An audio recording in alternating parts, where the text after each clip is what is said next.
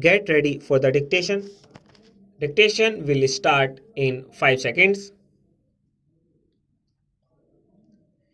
Start. Dividend should be 4% or not. I should like to ask the Honorable the Railway Minister whether in the view of this strong demand made by the pupil through their representatives in both the Houses of Parliament and in view of the changing economy with which we are faced, he can give us an assurance that he will be able to discharge his obligations and responsibilities and commitments, that he will be able to pay a dividend of 4%, and yet he will be able to reduce the freights and fare rates. That is the basic thing. Another important factor which has to be taken into consideration is the development schemes. I wish to submit that there is no new approach in this matter. I find that we are going about in this matter in the same fridge manner, and the aspirations of the pupil have not at all been taken into consideration. The Honorable Railway Minister will remember that during the budget speeches made on the floor of this house as well as in the other house, there have been incessant demands for the development of the railways.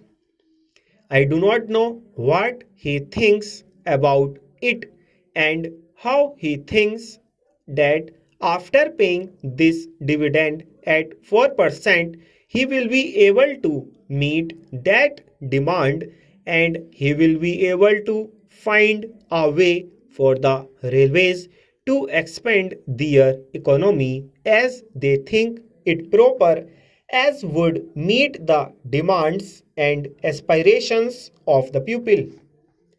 In this connection, I wish to invite your particular attention to the facts. I will be happy if we could pay even a larger percentage, but the fact is that we must be sure that the railways are in the present circumstances in a position to do so and yet discharge their responsibilities and obligations and satisfy the needs and demands of the pupil, which are legitimate and justified.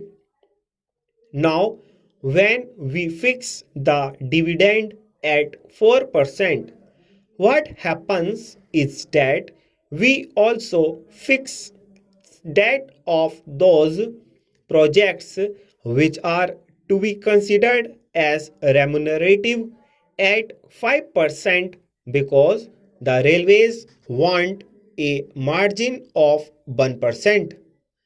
What actually happens is that when we fix it at such a high level because of this percentage, we find that not many new projects are really taken up, and we have been very seriously disappointed in this matter. I therefore think that in the present circumstances, the railways cannot afford to pay a dividend of 4%. May I ask the railway minister whether it is not a fact that even he has not been able to contribute fully, or even he will fall short by about rupees 60 crores in his contribution towards the plan.